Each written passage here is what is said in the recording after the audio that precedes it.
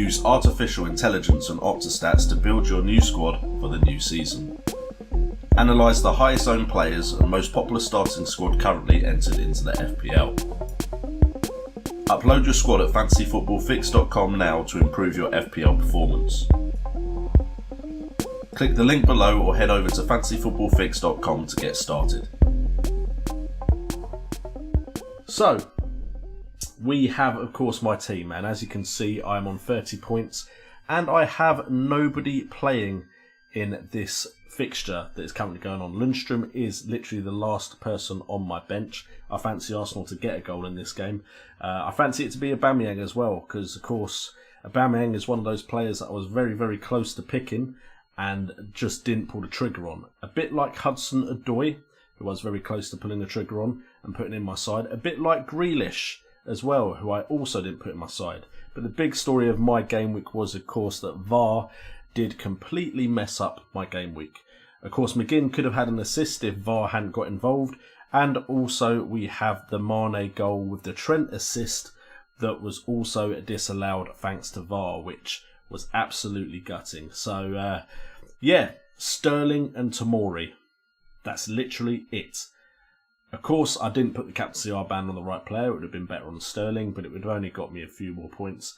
This is my wildcard team as well. So you'd hope when you play your wildcard to have a really good next game week, but it just hasn't been the case. Off of my wildcard, we brought in the likes of Tomori, who was a good choice. Sionku didn't keep a clean sheet. We brought in Mane instead of Salah. That would have been the correct choice if Mane had scored any points, because Salah didn't play. But because Salah didn't play, a lot of people are getting people off the bench. A lot of people are getting a Rico, or maybe even a Lundstrom off the bench, or someone else that gives them points. So I've lost some ground to people that have got lucky with the fact that Salah hasn't started, and then they brought in some points off the bench. Sterling did return. He stayed in the side. Maddison and McGinn brought in. Of course, Vardy was the one to score points. He then did that celebration in relation to the whole thing between the Rooneys and the Vardys, Colleen and Rebecca having a bit of a tiff. I have a bit of an issue with some things people have been saying about Jamie Vardy, personally, about him not being that famous, but we'll move on from that. And then Abraham and Wilson, of course, in game weeks when I expected them both to get points, neither did. How on earth was Bournemouth versus Norwich a 0-0? Both sides hadn't kept a clean sheet all season. And then in game week 9, of course, both keep clean sheets when everyone hedges their bets on the fact that they won't. So yeah, that has seen me drop to 2.449 million. Game week rank of 3.149 million. I expect that to go down after this fixture, seeing as I don't have anyone playing.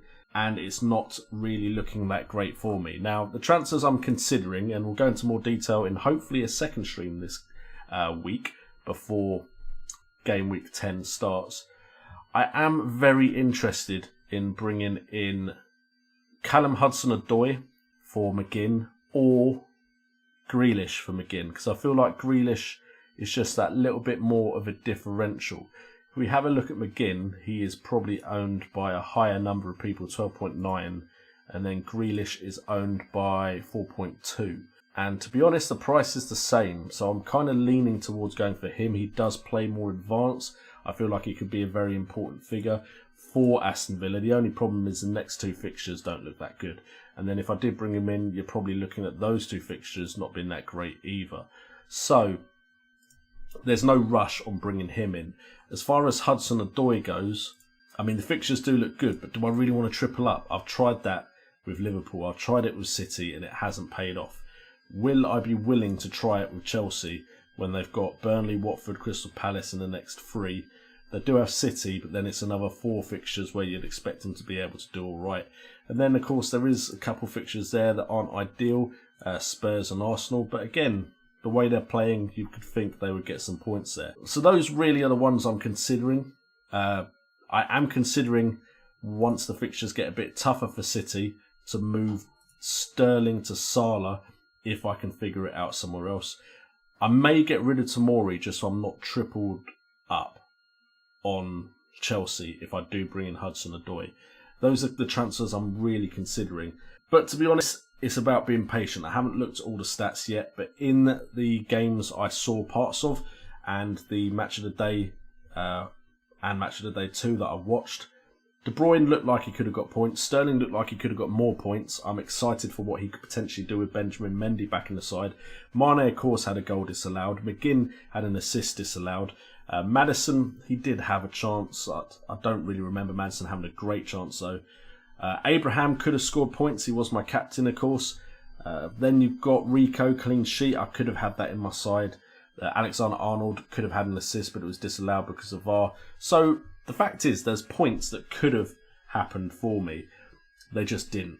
So I'm trying to be patient, but it is getting very, very difficult to be patient.